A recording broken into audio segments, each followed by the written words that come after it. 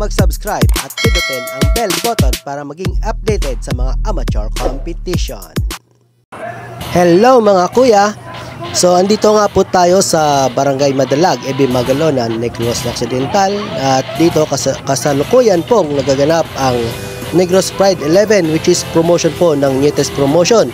So ang lumalaban po ngayon ay si Justin Sinadhan ng Escalante City sa red corner versus Giancarlo Agora sa Morsia. Kung napapansin nyo po, medyo magagaling na po itong mga dalawa, no? 46 kg po ang kanilang mga laban. At makikita nyo po, ang uhusay na talaga. Ayan nga po, yung si Agora nga po ay nasa blue corner. Sumusugod po si Justin Sinadhan. So, manood na po tayo mga kuya. Sit back and enjoy!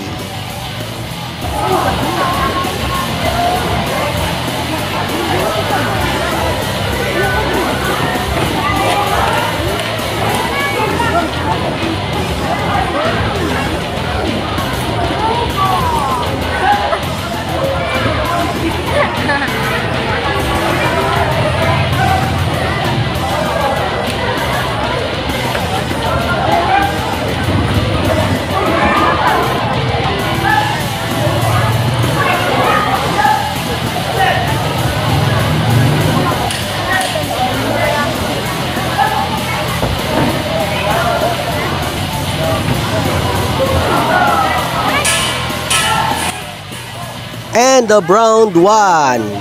Well, napakalerto po ng ating third man in the ring. Round 2, box. Ulit po, ang ating third man in the rings. Walang iba, kundi ang ating Dan Nietes. Kung hindi nyo po nalalaman, pwede nyo po mapanood yung mga laban ni Dan Nietes nung kanyang kapanahunan sa professional boxer. Sila po yung mga unang sumabak sa ALA Boxing Gym.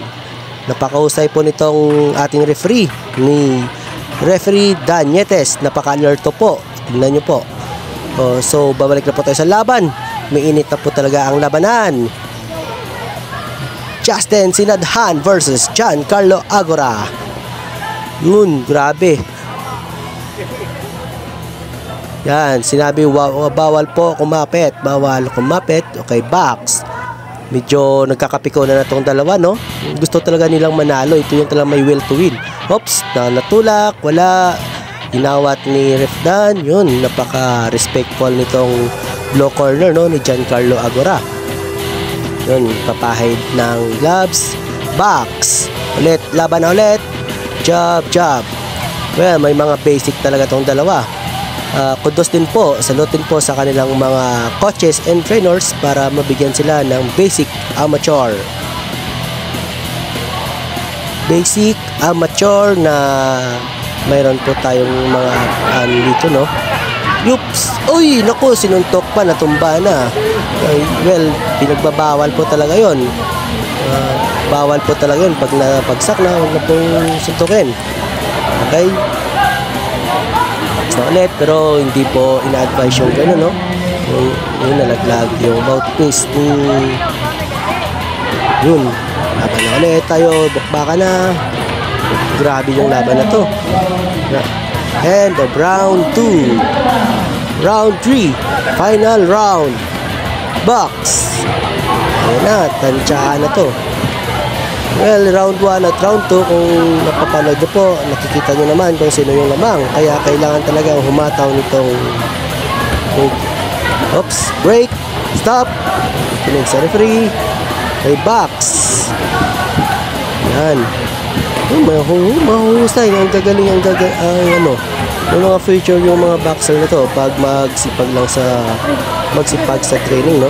Ika nga, may meron nga tayo isang boxing legend na nagsabi na galing din po ng Negros Occidental, nagsabi na champion training makes champion never stop training. Yun. Well, nagkakapito na po talaga, puro na hindi po yakap as in alalay, as in depensa po talaga. Dito tayo, jab straight. Yun. May strategy din po yun, no? Yung clenching tawag doon, clenching. Nawat na ni referee Dan Nietes. Ay, box. Last round na po to, kaya kailangan talagang bigay todo. pagkatapos ito wala na, maghintay naman ulit ng kung kailan naman ulit yung laban, kaya bigay todo talaga yung ating dalawang boxer. Yan. Galing ng ano, no? Galing ng Giancarlo Agoran, yung block corner. And of the bout. Tapos na po, palakpakan po muna. And maghintay na po tayo ng result.